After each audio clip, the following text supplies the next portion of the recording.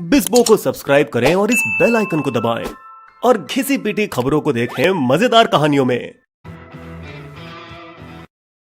लोग ये मजाक कर रहे थे कि पिछले 5 सालों में जो कुछ भी आपने नायका पर खरीदारी में खर्च किया वो आपको उसके सूचीबद्ध होने पर वापस मिल गया, और पेटीएम के जरिए जो भी पैसा भेजा वो सब आईपीओ में उन्होंने हजम कर लिया। फूड डिलीवरी कंपनी जोमेटो नए जमाने की पहली कंपनियों में से पहली थी जो भारतीय शेयर मार्केट में सूचीबद्ध हुई, जिसने बाजार में लगाई आग अपने 9,000 करोड़ रुपए के आईपीओ से। Cosmetic to fashion e commerce platform Nykaa के आईपीओ ने आने वाले डिजिटल युग के आकर्षण में इजाफा किया। पंक्तियों में खड़ा था एक और विशाल आईपीओ जिसने भारत में डिजिटल भुगतान की अग्रणी की थी। 6 महीने पहले जब पेटीएम के संस्थापक और सीईओ विजय शेखर शर्मा ने घोषणा की, हम जल्द ही पब्लिक लिमिटेड होने का इरादा रखते हैं, उसके गैर सूचीबद्ध शेयरों में 70% की बढ़त हुई, जो ग्रे मार्केट में 19,000 रुपए में बिकने लगे, जिसके चलते उन्होंने फिल्मी डायलॉग भी मारे, हमारा जीवन अब QSQT बन गया, क्वार्टर से क्वार्टर तक। कंपनी के वंश में कोई कमी नहीं थी। आखिर चीन के अलीबाबा, जापान के सॉफ्ट बैंक और वॉरेन बफेट की बर्कशायर हैथवे जैसी हस्तियों ने उसमें निवेश किया था, और ना ही कमी थी उनके व्यापार अवसर के आकार में, जिसकी मार्च 2025 के आखिर तक 95 ट्रिलियन डॉलर होने तक की उम्मीद है। इसलिए उन्होंने 18,300 करोड़ रुपए के आईपीओ की योजना बनाई, भारत में आज तक का सबसे बड़ा। पर फिर भी जब पब्लिक इशू खुला तो उसे पहले दिन सिर्फ 18% सब्सक्रिप्शन मिला, और आखिरी दिन तक ऑफर साइज का बस 1.89 गुना, जो कि जोमेटो और नायका के चौंका देने वाले क्रमशः 48 और 82 गुना अधिक सब्सक्रिप्शन की तुलना में कुछ भी नहीं था। पेटीएम शेयर जो 2080 से 2,150 रुपए के बीच में बेचे गए थे, सूचीबद्ध होने पर पहले दिन 27% से गिरे और फिर और ज्यादा, जबकि जोमेटो और नायका की लिस्टिंग ने ऊंची उड़ान भरी। सच पूछो तो विजय शेखर शर्मा की कहानी एक छोटे शहर का लड़का जिसने मोबाइल रिचार्ज कंपनी शुरू की और बड़े सपने देखे, वास्तव में बहुत प्रेरणादायक है। लेकिन जिसने नादानी दिखाई, जैसे कोई बच्चा चॉकलेट की दुकान में दिखाता है। जब निवेशकों ने उसके व्यापार से आकर्षित होकर उसे बड़ी धनराशि दी तो उन्होंने बिना एक बिजनेस में मजबूत बने धड़ाधड़ अंधाधुंध नए बिजनेस खोलना शुरू किए, और आखिरकार सभी में नाकामयाब रहे। बीमा, बैंक डिपॉजिट, प्रेषण, सोना, सिनेमा टिकटें, फ्लाइट टिकट, काल्पनिक खेल।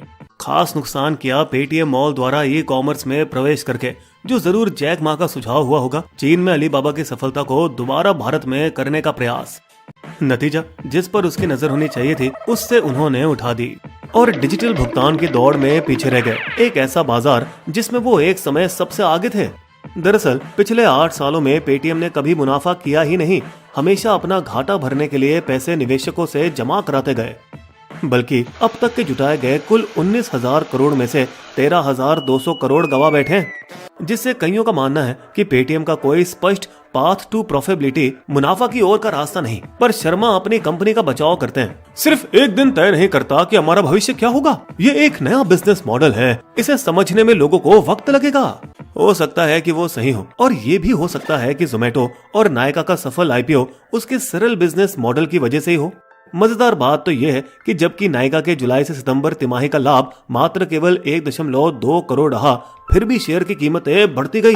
कम प्रॉफिट आईपीओ से संबंधित कई खर्चों के कारण था। बेतुकी से उसकी ब्रिटानिया, गोदरेज कंज्यूमर और मैरिको जैसी कंपनियों की तुलना में अधिक मूल्यांकन बताई, भले ही वो तीनों अकेले उस तिमाही में 300 करोड़ से अधिक का मुनाफा कमाए हों, जबकि पेटीएम को वीजा, मास्टरकार्ड और पेपैल से बड़ा समझा गया, भले ही वो ब्लैक होल की तरह सब पैसा डुबा रहे हो। खैर, नए जमाने की कंपनियों का मूल निर्धारण एक अलग विषय है जिसके बारे में हम फिर कभी बात करेंगे। लेकिन यहाँ इतना बताना काफी है कि यूएस फेड के 0 ब्याज दर नीति से सस्ते पैसों का उगलना और फोमो, पीछे रह जाने का डर पेटीएम के उच्च मूल्यांकन के प्रमुख कारण है। फिर भी अपने आप को 1.39 अरब रुपए, 18.6 बिलियन डॉलर का वैल्यूएशन छोटे मुंह बड़ी बात लगती है, खासकर जब उनके वॉलेट व्यवसाय का उपयोग अधिकांश संभवतः यूपीआई लेन देन में उपयोग होता है, जिससे पेटीएम कोई पैसा नहीं कमाता। मैक्वेरी रिसर्च के हिसाब से स्टॉक का सही मूल्य 1,200 रुपए होता है। जब तक पेटीएम उधार लेन देन के व्यवसाय में नहीं उतरता, केवल डिस्ट्रीब्यूटर बनने से पैसे नहीं कमा पाएगा।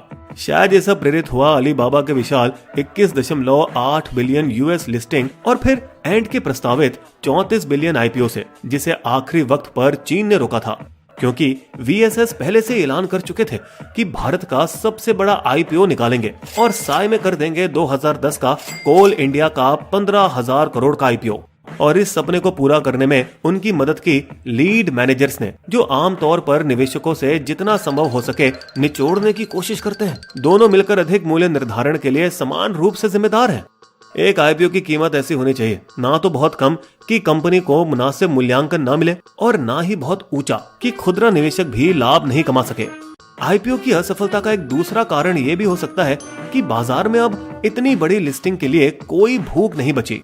इस साल के पहले 9 महीने में ही 49 भारतीय कंपनियों ने IPO बाजार में 1 लाख करोड़ रुपए जुटाए हैं, 20 वर्षों में सबसे ज्यादा, जिनमें से 60% से ज्यादा ऑफर फॉर सेल OFS था, जिसका मतलब है कि मैनेजमेंट या निवेशक खुद अपने शेयर बेच रहे हैं, कंपनी के लिए पैसा नहीं इकट्ठा कर रहे हैं। पेटीएम IPO में भी आधे से ज्यादा ऑफर फॉर सेल था, जिनमें से काफी कुछ जैक मा के पैसे थे। फिरंगियों ने ही इस IPO में अपने शेयर बेचे। क्या चीनी निवेशकों को पैसे वापस करने के लिए भारतीय बाजार को बाधित किया गया? इन सभी नकारात्मक भावनाओं से बाजार अपने 61,765 शिखर से 7.5% से अधिक गिरा। हालांकि आंकड़े तो सिर्फ नमक छिड़कने का काम करते हैं। जोमेटो और नायका IPO के ओवर सब्सक्रिप्शन होने का असली कारण है मर्चेंट बैंकर, जो जानबूझकर जरूरत से ज्यादा शेयर के लिए आवेदन करते हैं, ये जानते हुए कि ऐसा सब करने पर IPO ओवर सब्सक्राइब हो जाएगा और उन्हें बस कुछ ही मिलेगा। इन सब नीतियों का शिकार हुआ मोबीक्विक का 1,900 करोड़ रुपए का प्रस्तावित IPO, जिसके मूल्यांकन में 30 से 40% गिरावट के बाद स्थगित करना पड़ा। यहाँ तक कि LIC के IPO पर भी इस चिंता के बादल मंडरा रहे हैं, जो कि भारत में अब तक का सबसे बड़ा होने की उम्मीद है। मार्च 2022 के आखिरी में अनुसूचित पेटीएम की उच्च कीमत शायद स्टार्टअप के मूल्यांकन पर असर करेगी, खासकर फिनटेक में, लेकिन इससे उसकी रफ्तार कम हो सकती है। रेस तो चलती रहेगी। शायद विश्वास की बात है कि पेटीएम के कुछ खास एंकर निवेशक ने कीमत गिरने पर बाजार से और शेयर खरीदे, लेकिन ये शेयर की कीमत को समर्थन देने के लिए एक रणनीति हो सकती है, क्योंकि ये एंकर निवेशक लिस्टिंग के 1 महीने बाद ही अपने पुराने शेयर बेच सकते हैं। सालों पहले जनवरी 2008 में रिलायंस पावर ने ठीक इसी तरह मार्केट गिराई थी, जब उसका 11,563 करोड़ रुपए का विशाल IPO 73 गुना ज्यादा सब्सक्राइब होकर सूचीबद्ध होने के बाद गिरा था। तो पेटीएम को कैसे याद रखा जाएगा? बाजार को बर्बाद करने के लिए या भारत के पैसों को डिजिटाइज करवाने के लिए? बिस्बो की शायरी, जो दे भर भर फायदा उसका है संसार, नए समय की कंपनियों का यही है आधार। आंख बिछाए देखती कैसा है बाजार, जो भी देगा फायदा उसका बेड़ा पार।